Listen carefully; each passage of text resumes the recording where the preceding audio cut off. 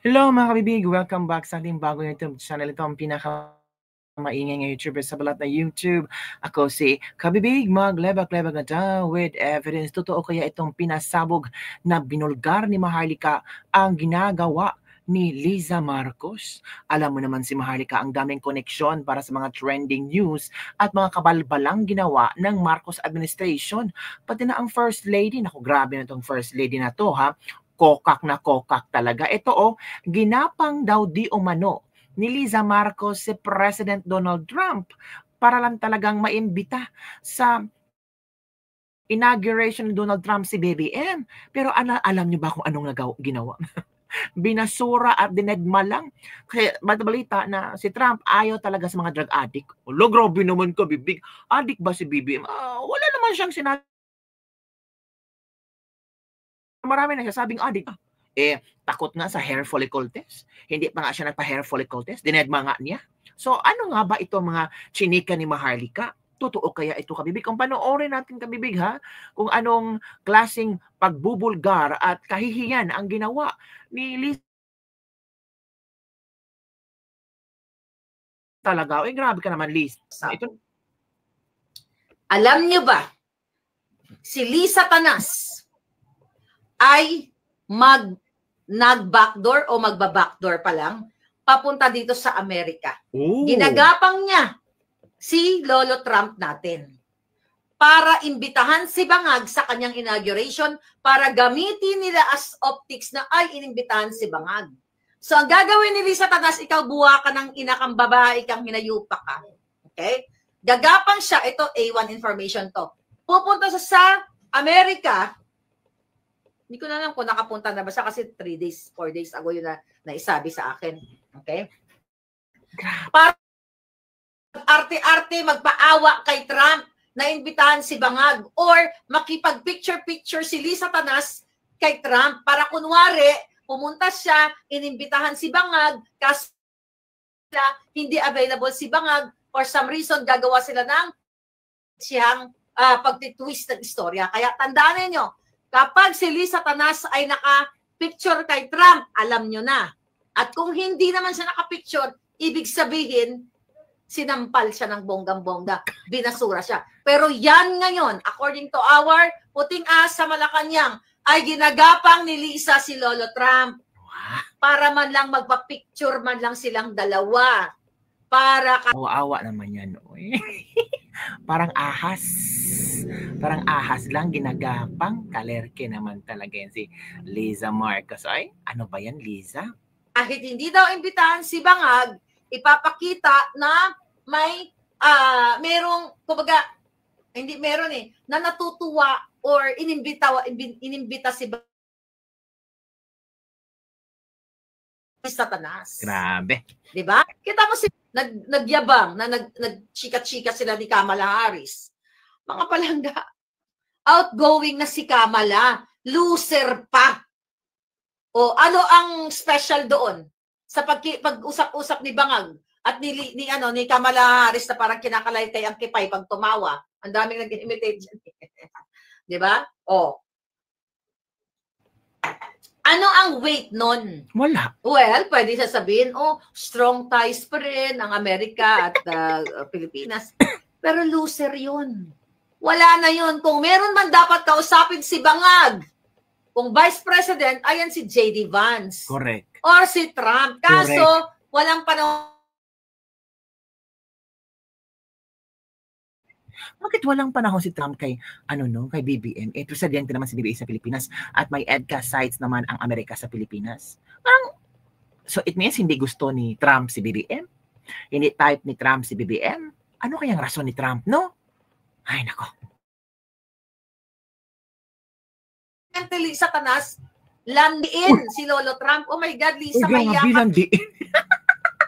Grabe naman. Uy, totoo ba itong mga sinasabi ni Maharlika? Napaka naman yun? Nakakahiya ng word na ginamit ni Mahar. Landiin? Hindi naman. Baka lang ba? Sana makakuha ng picture tama siya or trying her best na makausap si Trump para at least man lang maipakita sa sambayanang Pilipino na okay ang Pilipinas.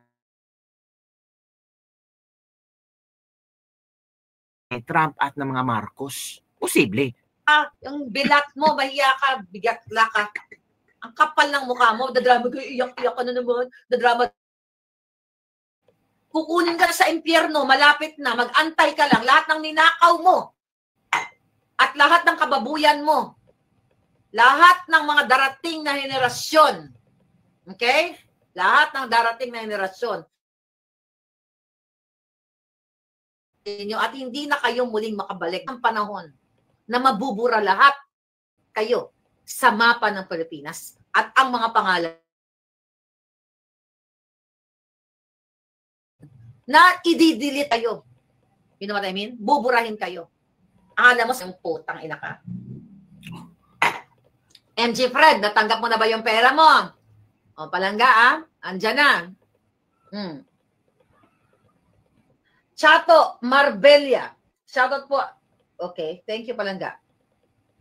The Lord reigns, what we sow, we shall reap. Salute sa mga kapwa Pinoy na warriors, sabi ni Carolina. What if no, kung sinasabi ni Maharlika ba, someday, walang Pilipino ang boboto sa mga Marcos. Someday, sobrang galit na ang mga tao sa mga Marcos. Hayaan kaya nilang madungisan ang kailang pangalan. Ano madungisan, kabibig, is madungis talaga ang kailang pangalan. Sabi ko nga noon, sa mga usap-usap nila tungkol kay Marcos Senyora, mabait daw di ngayon sa ginawa ni BBM ba, parang sabihin ko talaga, no, parang totoo yung mga negatibong komento ng mga tao noon kay Marcos Senior. Di ba mga kabibig?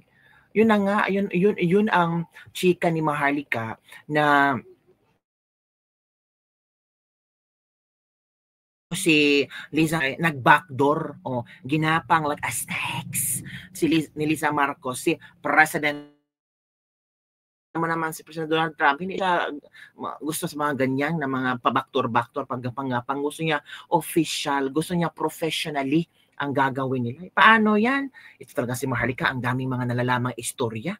Alam mo naman, mga puting ahas talaga siya sa Malacanang na nagchuchucho kung ano ang mga ginagawa ni Liza Marcos at BBM. So yun lang kabibigay, yun lang ang ating latest libak-libak for today, itong paggapang daw di umano ni Liza Marcos para at least man lang ay mabigyan chance si BBM. Di ba? Itong si Maharlika, inggit lang talaga kay Liza Marcos. Uy, I'm sure hindi naman inggit si Maharlika kay Liza Marcos kasi si Maharlika ay mahappy na sa buhay niya. Hindi nyo alam kung paano magtulungan, puro kayo paninira lang, maging responsable naman kayo sa mga sinasabi nyo. Sino ba ang nagbigay ng news kay Maharlika? Yun namang nasa malaki mga ano niya.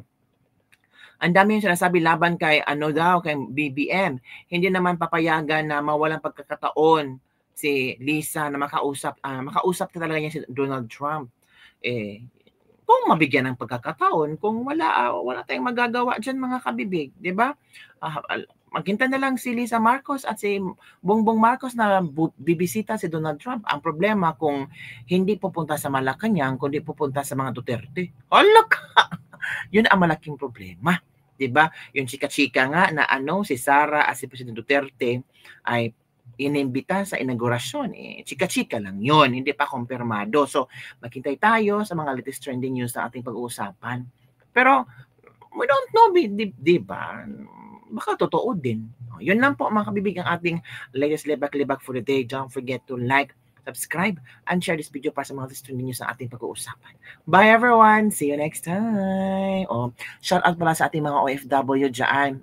Grabe ha, ang mga OFW sa Japan, grabe yung pagkakaisa nila, no? Talagang pinuntahan sila ni VP Sara. Congratulations sa inyo. Proud na proud ako sa inyo bilang isang OFW din. Proud na proud ako sa inyo. Talagang matatag kayo dyan na sinusuportahan nyo si VP Sara. Labi na si Mr. Miko Poge, iba. Mambabarang. Nakakatawa yung mga videos niya. And in fairness, binigyan na siya ng power ni VP Sara. Grabe. Napanood ko yung mga videos sa Japan and bilang isang Pilipino, proud na proud ako sa ginawa nila. So, lahat mga taga-Japan OFW dyan, hello. Sa mga bashers, pasensya na. Bash lang kayo ng bash kasi yan ang bumubuhay sa inyo. So yun ang mga kababig. Bye everyone. See you next time.